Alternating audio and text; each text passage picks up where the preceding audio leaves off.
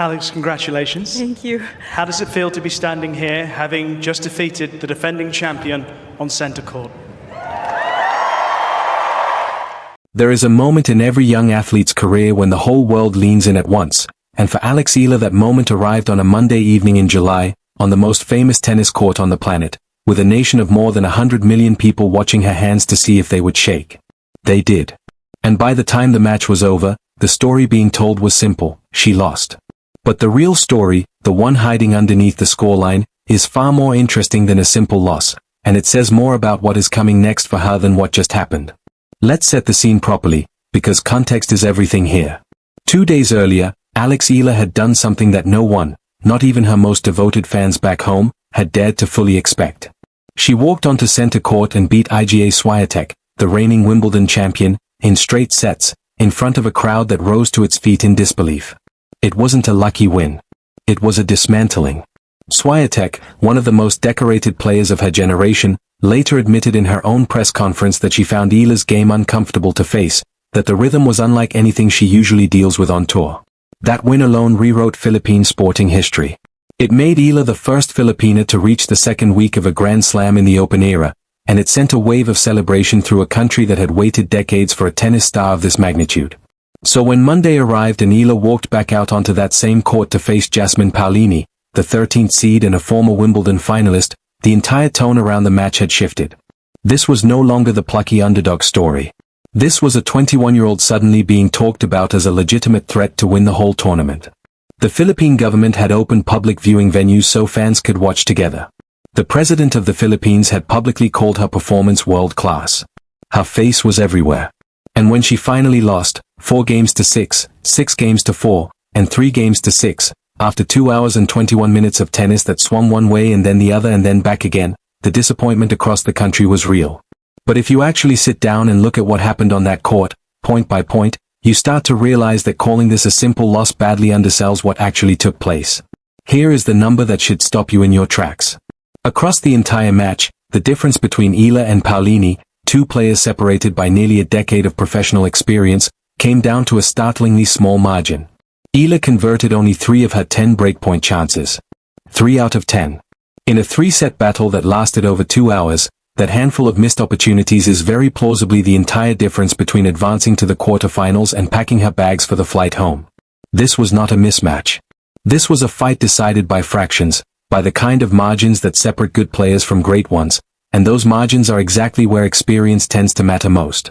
To understand why those margins tipped the way they did, you have to look at the one part of Eala's game that has quietly worried analysts for over a year now, and that is her serve. This was not some hidden weakness that only revealed itself under the bright lights of center court. It has been discussed openly by commentators and analysts throughout the season. 9-time Wimbledon singles champion Martina Navratilova, working as a pundit for the tournament broadcast, pointed to it directly after watching the match, describing Eala's delivery as too soft, too much of what she called a puffball serve, one that even a player who can generate real pace on the ball chooses not to use consistently. Navratilova noted that Eala is fully capable of hitting serves well over 100 miles an hour but rarely does, and argued that this hesitancy is costing her against players experienced enough to step in and attack a slower ball. What makes this particularly fascinating is a detail that a surprising number of casual viewers missed entirely. Alex Eala is left-handed, which in tennis is often considered a built-in advantage, because left-handed serves naturally curve away from a right-hand opponent's body in certain parts of the court, opening up angles that right-handers simply do not have access to. During the match, a broadcast graphic revealed that Eala was barely using this advantage at all.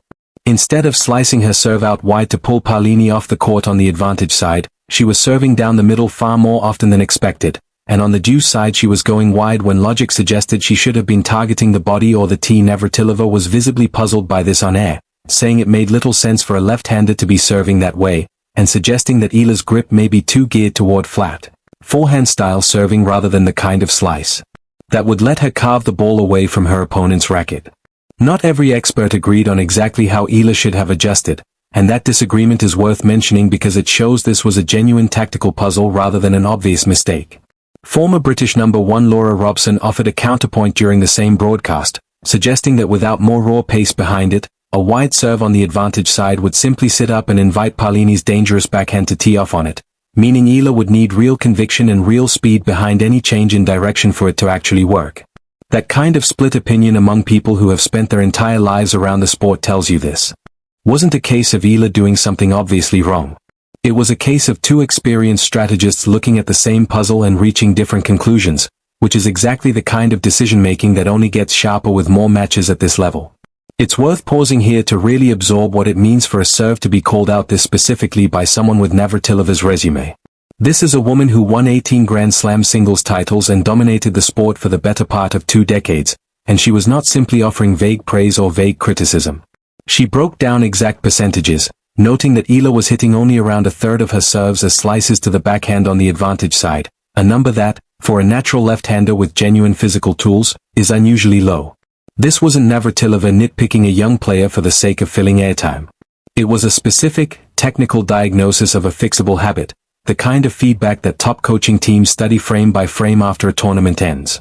And that distinction matters enormously, because it changes the entire framing of this loss. A player who is fundamentally overmatched doesn't have a single identifiable habit standing between her and a different outcome. A player who is this close, who is only losing because of a serving pattern that can be adjusted on a practice court, is a player standing right at the edge of a breakthrough. Now here is the twist that makes this whole situation so much more layered than a simple story about a weak serve. 2 days before this loss, that exact same serve had been a genuine weapon against one of the best players alive. Swiatek herself said afterward that facing Eala's slower, unusually rhythmed serve was mentally more difficult than dealing with a fast, conventional one, because there was no comfortable pattern to fall back on. In other words, the serve wasn't broken. It worked beautifully against Swiatek. So the honest question is not why Eala has a weak serve, because clearly she doesn't always. The real question is what changed between Saturday and Monday, because the technique itself didn't suddenly disappear overnight. The most likely answer has less to do with mechanics and everything to do with the human mind. Beating the defending Wimbledon champion is not a small thing you simply shake off and move past. It is, by every reasonable measure, the single biggest achievement of Eala's career so far, achieved in front of a global audience on the most iconic court in tennis. Managing the emotional aftermath of a win like that, while still having to prepare for another elite opponent only 2 days later, is one of the hardest tasks in professional sport, and it is a task that even the most experienced veterans sometimes fail at. Eala touched on this herself afterward, describing how she had to consciously manage her emotions in the days following the Swiatek win, framing it as part of the job and noting that this was not the first time she had faced the challenge of backing up a massive victory with almost no time to recover. Reading between those measured words, you get the sense of a young athlete who spent 48 hours trying to come back down to earth while an entire country was still celebrating. There were physical signs of the toll as well. Eala had preventive tape wrapped around her forearm and thigh heading into the match, which she described to reporters as simply a precaution given the length and intensity of her season rather than any specific injury. Still, it paints a picture of a body that had been through an extraordinarily demanding stretch of tennis, layered on top of a mind still processing the emotional high of the biggest win of her life. Against that backdrop, a handful of shaky service games and a slightly softer first serve percentage start to look less like a mystery and more like a completely understandable consequence of being human. None of this should take away from what Jasmine Paolini brought to that match, because her side of the story matters just as much. Paolini is 30 years old, a former world number 4, and one of the most experienced players in the entire women's game. She reached the finals of both the French Open and Wimbledon in the same season not long ago, which means she has lived through exactly the kind of pressure that Eala is only just beginning to encounter.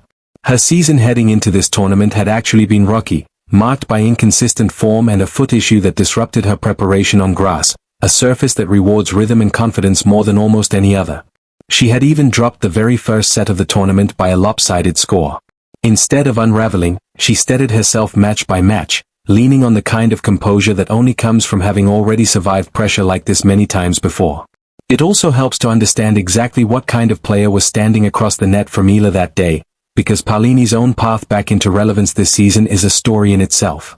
Coming into the tournament, she did not arrive as a favorite. Her form had been patchy for months, injury troubles had disrupted her preparation, and she hadn't reached the second week of a major since the previous year's French Open. There were legitimate questions about whether the version of Paolini that reached back-to-back Grand Slam finals not long ago was still there at all. Yet across the fortnight, something clicked back into place. She talked afterward about how difficult her season had been, describing it as a roller coaster, and credited her team for helping her stay grounded through the tough stretches so that she could rediscover the joy of competing again. That context matters, because it means Eala wasn't just facing a dangerous opponent on a good day. She was facing an opponent actively rediscovering her best form at the exact moment it mattered most, with nothing to lose and every incentive to play free. That composure showed up in the moments that mattered most. In the decisive stretches of the match, particularly late in the third set, Paolini simply did not blink. She held her nerve on serve when it counted, limited her unforced errors at exactly the right moments, and made the most of the chances Eala's game gave her. It is worth remembering that these two players had actually met earlier in the season, in Dubai, where Eala won comfortably in straight sets. So this result at Wimbledon was not some demonstration of one player being fundamentally better than the other. It was a demonstration of what experience does under the specific kind of pressure that only a Grand Slam quarterfinal berth can create, pressure that Paolini has weathered many times and that Eala, brilliant as she is still learning to carry. If you rewind through the flow of the match itself, you can feel exactly how fragile the outcome really was. Paolini broke serve early in the first set and built a lead, but Eala fought her way back before the Italian broke again to close it out. In the second set, Eala came out with real intent, and the standout moment of the entire match happened when she faced 3 breakpoints on her own serve, down love 40, a situation that could easily have ended the contest right there. Instead, she won 5 consecutive points to hold, and the crowd rose to its feet as she leveled the match and eventually took the second set to force a decider. That single-service game may be the most impressive passage of tennis she played all tournament, and it is proof that whatever nerves affected her elsewhere, she absolutely has the composure to produce magic when it matters. The third set is where the match quietly slipped away, and it happened in a way that had nothing to do with a collapse and everything to do with fine margins. The two players traded holds through the opening 7 games, genuinely even, before Paolini finally broke through in the 8th game to move ahead, and from there she was able to close the match out. Eala herself, sitting in the press conference afterward, put it about as honestly as any athlete could.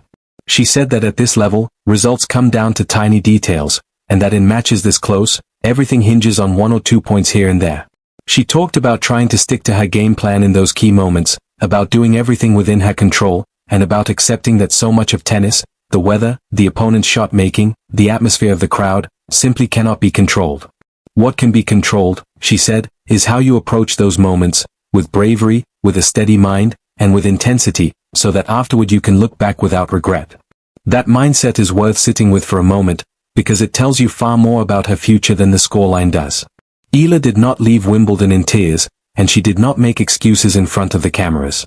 Instead, she shaped her hands into a heart for the standing center court crowd, thanked her supporters, and spoke about the positives she was taking away, specifically how she handled pressure throughout the tournament and stayed composed when it mattered. She acknowledged that her serve simply wasn't at its best on that particular day, but was quick to add that every player has days like that, and that she does not expect to play her best tennis every single time she steps on court. That is not the language of someone who felt exposed. It is the language of someone who has just measured herself against the very top of the sport and walked away believing the gap is smaller than she once thought. And the numbers back up just how significant this run actually was, even in defeat. Eala walked away with a career-high world ranking, projected to climb to around number 28, along with a substantial jump in ranking points and prize money that reflects just how deep she went in the tournament. She became the first Filipino tennis player, man or woman, to reach the 4th round of a Grand Slam in the Open era, a milestone that stood for decades as something the country's tennis history had never quite reached. Along the way she beat Renata Zarazua, avenged an earlier loss against Maya Joint, and then produced the signature win of her career against Swiatek, all before running into a battle-tested former finalist who simply had a little more big match experience in the bank when it counted most. It is also worth pointing out just how big a stage this all played out on. Eala's third-round win over Swiatek reportedly drew a bigger audience on Wimbledon's own highlights channel than matches featuring some of the most recognizable names in the sport's recent history, a sign of just how quickly her story captured attention far beyond tennis circles. Her 4th-round match against Paolini was watched by tennis royalty in the stands, with both Roger Federer and Billie Jean King reportedly among the spectators on center court, which tells you everything about how seriously the sport's biggest names were suddenly taking this 21-year-old from the Philippines. It's also worth remembering that Paolini's win over Eala wasn't the end of her own story at this Wimbledon. She moved on to face Ukraine's Marta Kostyuk in the quarterfinals, a player enjoying arguably the best season of her career after winning the biggest title of her life in Madrid and reaching her first Grand Slam semifinal at the French Open. That matchup underlines just how deep and competitive this particular stretch of the draw was. Eala wasn't simply unlucky to run into an in-form veteran, she ran into one of the toughest sections of the entire women's bracket, at the exact moment two experienced campaigners were peaking simultaneously. Getting through even one match in that company, let alone pushing a former finalist to 3 tight sets, says a great deal about where her game already stands. Former British number 1 Greg Rusedski, who had actually predicted a deep Wimbledon run for Eala before the tournament even began, doubled down afterward, suggesting that this result would not be her last trip to the second week of a major, and that with her footwork, her return game, and her ability to finish points at the net, she has the raw tools to go even further at future tournaments. Former world number 1 Caroline Wozniacki, meanwhile, framed the loss as simply part of growing up in the sport, the kind of learning experience that every great champion has gone through on their way up, while making clear she believes the best of Eala's career is still ahead of her. So where does that leave the real answer to the question everyone keeps asking? The truth is that Alex Eala did not lose to Jasmine Paolini because she was outclassed. She lost because of a combination of very fixable factors that all happened to converge on the same afternoon. A serve that has long been flagged as underused for a player with her natural lefty advantage, a body carrying the fatigue of an emotionally exhausting fortnight, a mind still processing the biggest win of her life just 48 hours earlier, and an opponent who has spent a decade learning exactly how to capitalize on moments like that. None of those factors are permanent. A serve can be retooled with better shot selection and more conviction behind the technique she already has. A body recovers with rest. A mind gets steadier with more experience in exactly these situations, and there is no substitute for simply playing more matches like this one. What Alex Eala actually proved at this Wimbledon is that she belongs in these conversations, that she can beat a defending Grand Slam champion on the sport's biggest stage, and that she can fight back from breakpoint deficits against a seasoned former finalist when the stakes are at their absolute highest. The loss to Paolini is not evidence of a ceiling. It is evidence of exactly how close that ceiling already is, and how much closer it will get once the fine details she talked about in her press conference start falling her way instead of against her. As she now turns her attention to the North American hardcourt swing and the build-up toward the US Open, this Wimbledon run gives her something far more valuable than a trophy would have. Proof, on paper and in front of the entire tennis world, that she can go toe-to-toe with the best players alive and only lose by the smallest of margins. So here's the real question worth asking. With a fixable serve, a growing ranking, and a nation of new believers behind her, how long before Alex Eala turns one of these near misses into a Grand Slam breakthrough? Let us know what you think in the comments, and if you enjoyed this breakdown, stick around for more.